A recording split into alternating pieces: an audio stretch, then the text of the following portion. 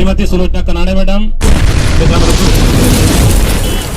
हम सब आज आजाद अध्यापक शिक्षक संघ के बैनर तले हमारे मध्य प्रदेश में समस्त जिलों में आज एक साथ प्रांताध्यक्ष भरत पटेल जी की अगुवाई में यह रैली और ज्ञापन का कार्यक्रम रखा गया है पूरे मध्य प्रदेश में, जिसके तत्वाधान में हम खंडवा जिले में भी यह रैली निकालेंगे आजाद अध्यापक शिक्षक संघ के बैनर तले।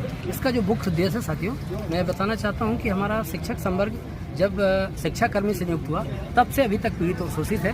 हर कुछ जो भी मिलता है वो संघर्ष से मिलता है। अभी सबसे बड़ी जो हमारी विडंबना है वो पुरानी पेंशन की। हमारे शिक्षक साथी जो हैं वो विद्यार्थियों के जीवन में ये सिखाते हैं कि अंधकार से प्रकाश की ओर ले जाएंगे, लेकिन ये जो आज के समय में पेंशन मिल रही है उससे ऐसा लगता है कि हमारा जो बुढ़ापा है, शिक्षकों का बुढ़ापा है, वो अंधकार की ओर अग्रसर है।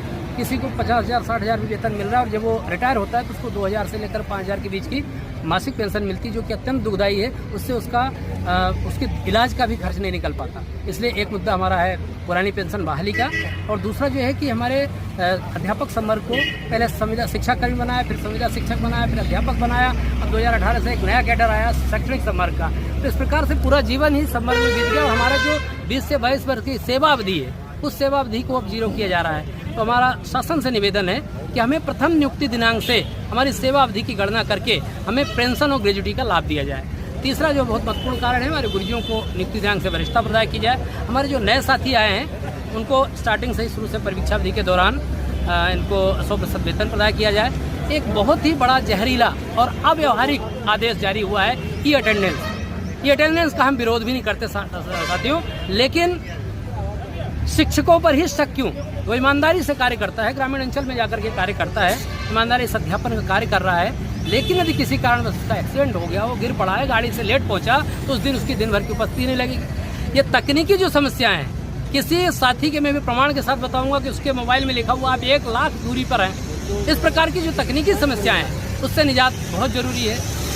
हम ईमानदारी से कार्य करते हैं तो हम पर शक न किया जाए। इस प्रकार की अव्यवहारिक ई अटेंड व्यवस्था का हम विरोध करते हैं। यदि शासन को इस प्रकार की व्यवस्था लागू करना है तो हम मशीन पहले लागू थी उसके आधार पर कर दें। नेटवर्क की समस्याएं हैं ग्रामीण अंचल में, साथ ही हमारे जल्दबाजी में विद्यालय जाते हैं और कोई भी गिर पड़ के एक्सीडेंट हो जाए, कोई ऐसी घटना घटित हो जाए, तो इससे हम चाहते हैं कि इस ई अटेंडेंस व्यवस्था का विरोध हो। नेट की समस्या रहती है और कई ऐसी समस्याओं से मुझे जूझना पड़ता है। तो हमारी ये चौथी मांग हो गई। इसी के साथ हमारी अतिथि शिक्षक साथी में शासन से गुहार करता हूँ, उनको भी अल्प वेतन मिल रहा है तो उनको नियमितीकरण उनका किया जाए। इस प्रकार से हमारी 22 सूत्री मांगे हैं। उन 22 सूत्री मांगों के लिए हम माननीय मुख्यमंत्री महोदय के नाम हमारे जिलाधीश महोदय को आज कलेक्टर सौंपेंगे। आपका परिचय? मैं शिवनाथ प्रसाद मिश्र, जिला अध्यक्ष आजाद अध्यापक शिक्षक संघ, जिला खंडवा।